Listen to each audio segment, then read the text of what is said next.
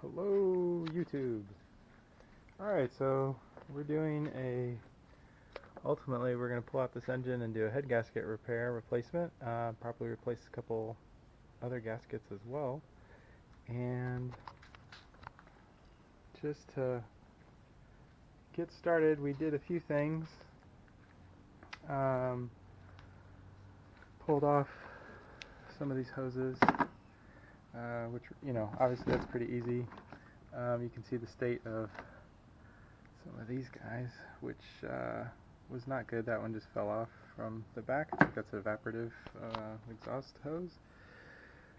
Pulled off the air box. Taking off that hose was okay. Couldn't really get this guy off, so ended up just taking off the air box. And to pull off this hose, pretty much came off just by pulling it out. I did spin it all the way so that this aligned with that. Don't know if that had anything to do with it, but yanked free when I did that. This guy was really hard to pull off of here. 20-30 years of crud yanked on there, but put some soapy water and was able to twist it finally and pull it off.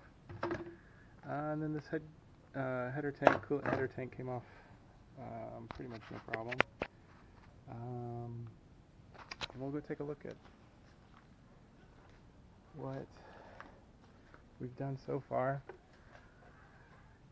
So just been labeling the hoses as necessary, and we just disconnected this electrical harness, and what we're going to do next is try to get to these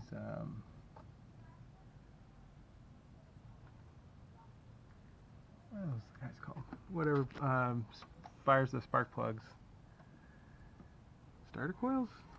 And because I'm trying to get off this bracket for the coolant tank, and there's some nuts that I can't get to, some bolts that I can't get to without moving this guy.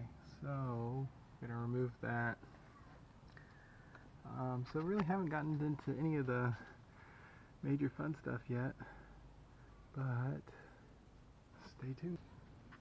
So again, just going off the workshop manual, looks like we've got about 20 steps until we can pull the engine out. We're on step 4 maybe right now. So quite easy to pull the fuel inertia and run that. And then last week was draining all the fluids, and yeah, getting the airbox out was what we just kind of went over, and removing that header tank. But that mounting bracket is proving troublesome, so I'm going to remove some things before we get to that mounting bracket. So let's hold on. Oh, you can see some of the evidence of taking out some of those fluids, so got to clean all that stuff up, but got everything recycled yesterday, so feeling good. And now I'm going to try to get those starter coils off. Alright, so this is why I actually came out here today, to take this coil pack off. I think I'm doing the right thing. I don't know, this might be an absolute bear to get back on.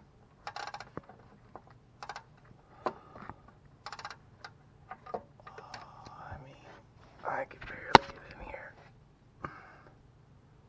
But that's a familiar story.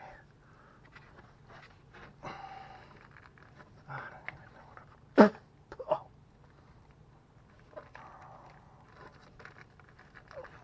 what the heck? Alright, I'm gonna have to come back. So I got that out. It looks like the only screw that's left is this one, or bolt. And it looks like there's the bolt and the metal washer, and then there's a plastic disc on the other side of the metal. Looks like it's the consistent pattern. So we're going to try to get that off, and then I should be able to get access to these guys to get the coolant bracket off. Okay, you see I just got this guy off. Ooh. Oh, this one. Maybe there's a disc that fell down. I don't know. Oh, it sounded like it. Alright. That's going to be interesting to put back. Alright, well, supposedly this thing's loose. We'll see. It can come out now. Yeah. Oh, yeah, and there's that. Oh, God. What a mess. Alright. Yeah, I don't know what I'm going to do with this. Alright, so it's a nice, pretty pattern here of how they come across. So let me go take these guys off.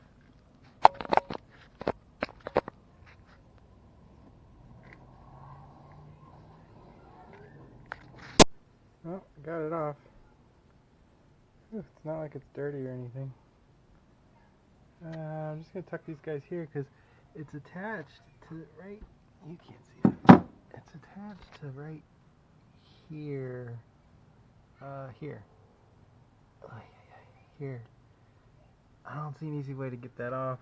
I don't really want to unscrew that yet. So these guys will stay here for now. Alright, I got the last one off. So now I can officially, can't I? Yep. Move this thing and officially say that I have removed the mounting bracket. Alright.